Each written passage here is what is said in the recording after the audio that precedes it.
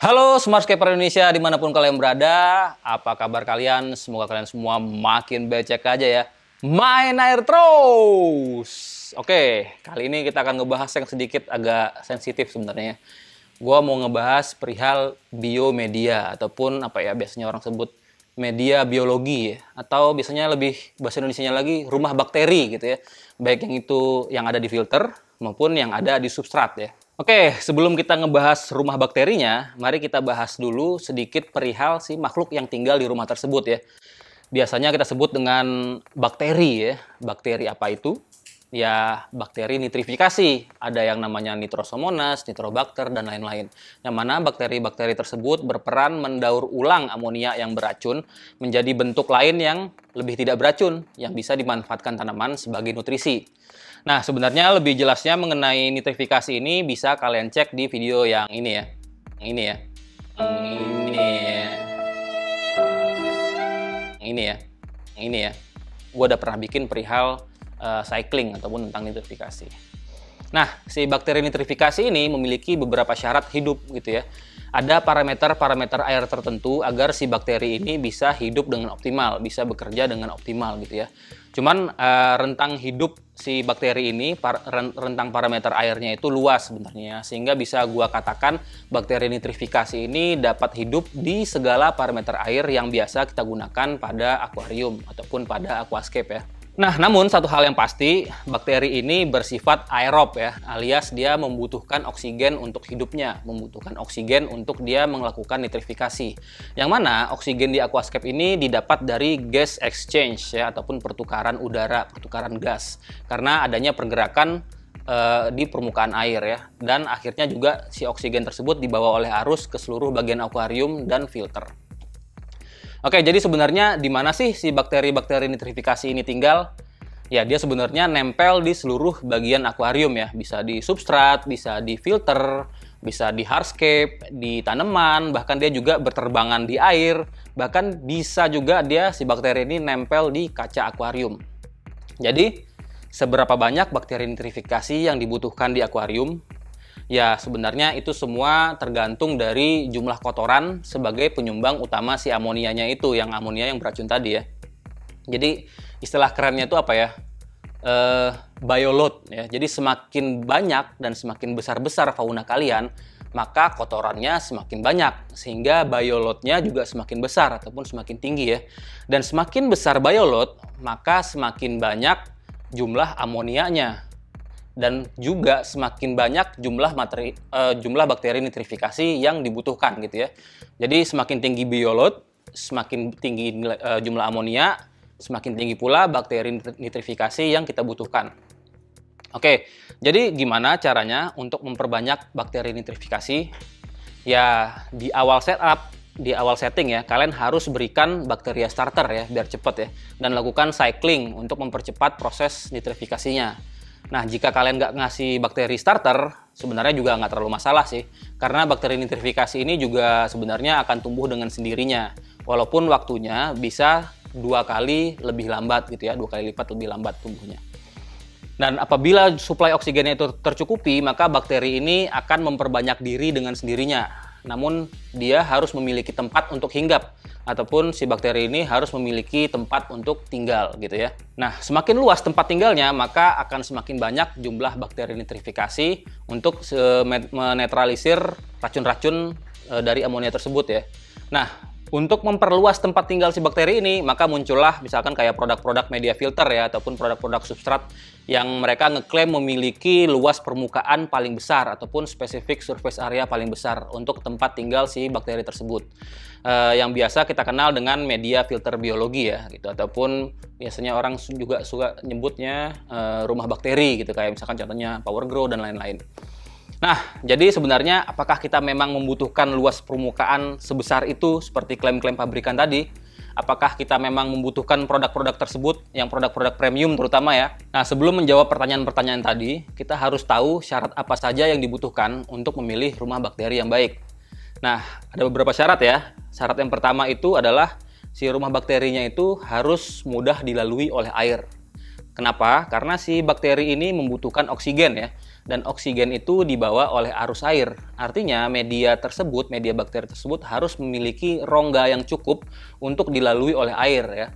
Harus memiliki porositas dan permeabilitas yang baik. Cara gampang untuk ngeceknya adalah biasanya misalkan ini rumah bakterinya, kalian teteskan sama air ya. Teteskan sama air pada kondisi si rumah bakteri yang kering. Misalkan airnya itu langsung terserap ataupun langsung hilang seketika, artinya media tersebut mudah dilalui oleh air ataupun media tersebut memiliki porositas dan permeabilitas yang tinggi. Syarat yang pertama ya, mudah dilalui oleh air. Lalu syarat yang kedua adalah si rumah bakteri tersebut tidak boleh mempengaruhi parameter air. Terutama dia tidak boleh mengandung kapur ataupun mengandung karbonat yang dapat meningkatkan hardness air ya. Yang mana di aquascape sendiri kita lebih menginginkan air yang soft, air yang lembut lah ya. Soft lembut ya, air lembut. Oke, syarat yang ketiga adalah rumah bakterinya harus awet alias tidak mudah hancur dan tidak mudah memadat. Lu pemadat ya? Pemadat. Karena apabila gampang hancur ataupun gampang padat si rumah bakterinya, maka dia akan sulit untuk dilalui air gitu ya. Dan akan sangat gampang tersumbat oleh kotoran-kotoran dari akuarium, sehingga malah memicu kondisi anaerob, kondisi tanpa oksigen ya. Yang mana itu tidak baik untuk bakteri. Oke, yang ketiga tadi itu harus awet bahannya. Dan syarat yang keempat adalah harus memiliki luas permukaan yang besar. Artinya media tersebut harus memiliki porositas yang sangat tinggi, memiliki rongga yang banyak, sehingga jumlah bakteri yang bisa nempel itu akan lebih banyak juga. Biasanya si luas permukaan ini dikenal dengan istilah BSA ya, atau Biosurface Area, ataupun SSA ya. Untuk istilah teknisnya lebih tepat sebenarnya SSA, Specific Surface Area. Biasanya satuannya itu square feet per cubic feet, atau bisa juga satuannya adalah meter persegi per liter. Jadi misalkan ada suatu produk media biologi nih ngeklaim punya SSA sebesar 4 meter persegi per liter. Artinya setiap liter produk tersebut memiliki luas permukaan yang bisa ditinggali oleh bakteri nitrifikasi itu sebesar 4 meter persegi, atau seluas kurang lebih 2 kali 2 meter kalau misalkan kita hamparkan kayak gitu ya. Jadi dari 1 liter bisa ada luas permukaannya 2 kali 2 meter. Oke, jadi coba sekarang kita bahas satu persatu plus dan minus dari berbagai media filter dan berbagai media substrat yang dapat berperan sebagai rumah bakteri yang biasa kita pakai ya. Gua mulai dari yang paling kecil dulu, SSA-nya ya. Perlu diingat, ini dikutip dari salah satu sumber di internet dan dia sudah melakukan pengujian terukur seberapa efektif SSA-nya. Jadi bukan hanya sekedar klaim SSA dari pabrikan ya. Ada metode-metode tertentu untuk mengukur efektif SSA-nya. Media yang pertama itu adalah lava rock. Nah, kalau dari segi keawetan, lava rock ini sebenarnya cukup awet ya. Pori-porinya itu lumayan besar, namun dia bisa menaikkan hardness air, terutama GH-nya ya. Karena si lava rock ini, apalagi skoria, itu memiliki kandungan Ca dan kandungan Mg mencapai 8%. Hal lain, si lava rock ini SSA-nya juga kecil, hanya sekitar 20 cubic feet, bukan 20 cubic feet, 20 square feet per cubic feet. Pokoknya satuannya itu ya, square feet per cubic feet. Nanti gua nggak usah nyebutin satuan lagi, agak ribet. Oke, media yang kedua itu adalah keramik ring. Nah, keramik ring ini secara kekuatan dia memang awet, dia nggak mudah hancur, lalu dia juga tidak mempengaruhi parameter air, tapi dia memiliki SSA yang cukup kecil juga, sekitar 40 ya. Nah, hal lain porinya itu terlalu padat ya, si keramik ini kan agak padat gitu, dan kurang permeable, sehingga agak sulit dilalui oleh air dan dilalui oleh oksigen. Oke, media yang ketiga adalah bioball ya, bola plastik yang kayak rambutan ataupun yang kayak bola itu. Dia karena bahannya plastik, jadi dia awet, mudah juga dilalui oleh air, dan dia tidak mempengaruhi parameter air, tapi SSA-nya juga cukup kecil, hanya kisaran 50. Oke, lalu selanjutnya agak mengejutkan nih, si Chem Matrix ya. Memang dia awet, mudah dilalui air dan tidak mempengaruhi parameter air, tapi SSA efektifnya setelah diukur sama yang web tadi ternyata kecil banget, hanya kisaran 60. Walaupun klaim pabrikan si Chem ini angka SSA-nya sangat jauh di atas angka 60 tadi. Oke, lanjut, pasir akuarium. Nah, ternyata pasir akuarium ini juga dapat sebagai rumah bakteri ya. Substrat kalian bisa berperan juga sebagai rumah bakteri. Ya, namanya pasir, apalagi misalkan silika ya, itu awet dan dia sulit dilalui oleh air, kecuali misalkan kalian pakai UGF dan tidak mempengaruhi parameter air, kecuali kalau kalian pakai itu ya, pasir Bali ya. Dan SSA-nya juga lumayan, sekitar 120. Dan kalau misalkan kalian pakai soil, harusnya itu akan lebih bagus karena dia lebih mudah dilalui air dan memiliki SSA lebih tinggi daripada pasir ya. Karena si soil ini kan memiliki pori lebih banyak. Jadi pasir itu oke, tapi soil akan lebih oke. Oke, selanjutnya adalah media pumice ya. Pumice itu juga awet, mudah dilalui air, tidak mempengaruhi parameter air, dan SSA-nya tuh lumayan tinggi, sekitar 140. Nah, keuntungan lain, pumice ini kalau kalian pakai di substrat, dia dapat memberikan manfaat lain terhadap tanaman, karena si pumice ini bisa menyerap dan menyimpan nutrisi untuk jangka waktu yang panjang ya, jangka waktu yang lama. Ada sebuah penelitian, ada jurnal ilmiah, gue pernah baca, dia membuktikan bahwa dengan adanya tambahan 20% pumice di substrat kalian, itu akan meningkatkan pertumbuhan hingga 2 kali lipat. Oke, itu tadi pumice ya. Kita lanjut ke media selanjutnya adalah Kaltness ataupun K1 gitu ya. Bahannya juga plastik, tentu saja dia awet, mudah dilalui air karena berongga, dan dia tidak mempengaruhi parameter air. Dan SSA-nya ternyata Kaltness ini sangat tinggi ya, mencapai 260 dalam kondisi statis. Artinya misalnya kondisinya dia diem, misalkan kalian pakai di dalam kanister. Tapi kalau kalian taruhnya di sump filter dan diputar menggunakan pompa ya, si Kaltness-nya itu muter, maka SSA-nya bisa naik 2 kali lipat mencapai 600 ya. Jadi si Kaltness-nya cukup baik. Lalu berikutnya adalah Biofoam ya, Biofoam halus. Ini SSA-nya juga sangat tinggi, mencapai 340, dan dia tidak mempengaruhi parameter air, cuman dia kurang awet ya, bisa tipis lama-lama dan rentan mampet oleh kotoran. Dan yang terakhir, dan yang paling mengagetkan juga adalah Dacron. Ternyata Dacron ataupun busa putih halus ini memiliki SSA tertinggi di antara ya media-media lainnya, mencapai 600 SSA-nya. Walau dia sebenarnya tidak mempengaruhi parameter air, tapi sayangnya Dacron ini kurang awet ya, gampang sekali mampet oleh kotoran dan gampang sekali lepek ya, sehingga harus sering-sering diganti. Jadi kalau kalian mengandalkan Dacron untuk media bakteri, kalian harus sering-sering ganti Dacronnya, mungkin seminggu sekali atau paling lama setiap sebulan sekali gitu ya. Nah, pasti pada nungguin Kristal Bio dan Neomedia disebut ya.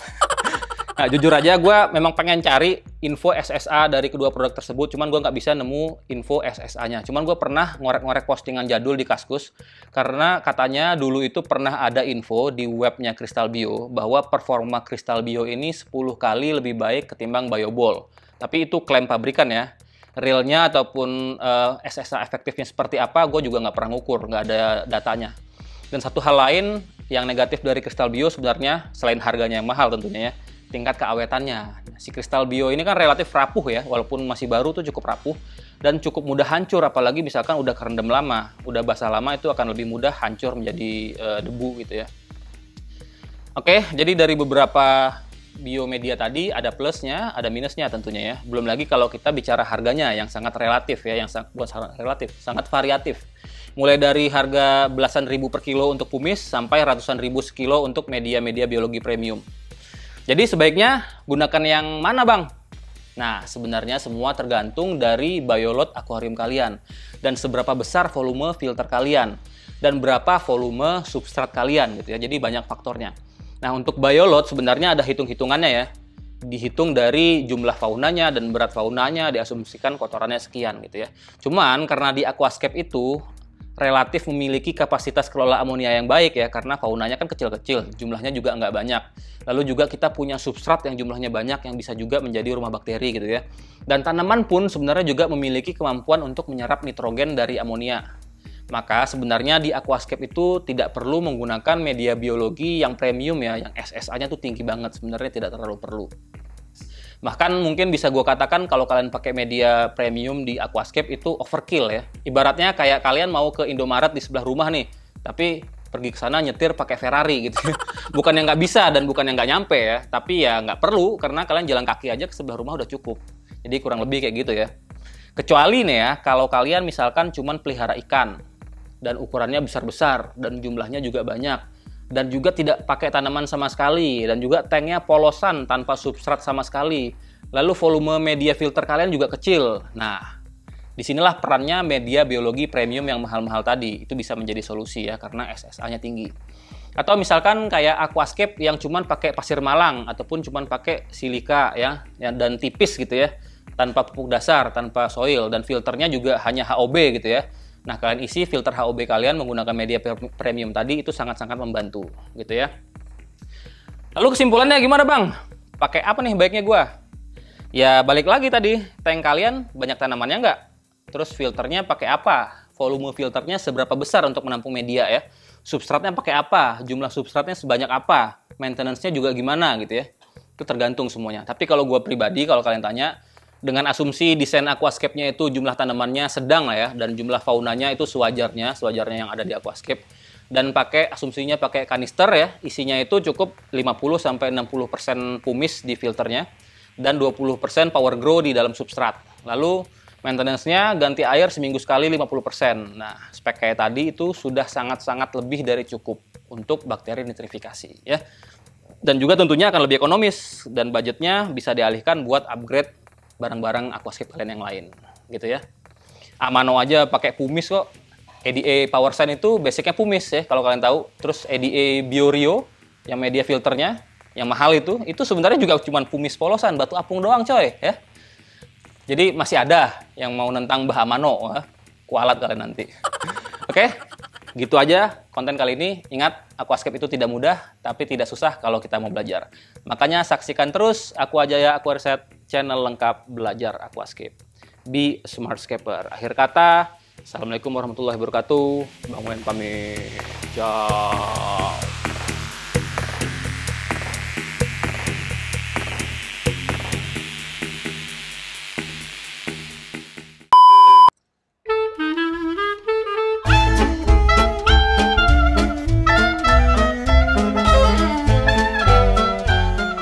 Aduh, hidung gua gatel.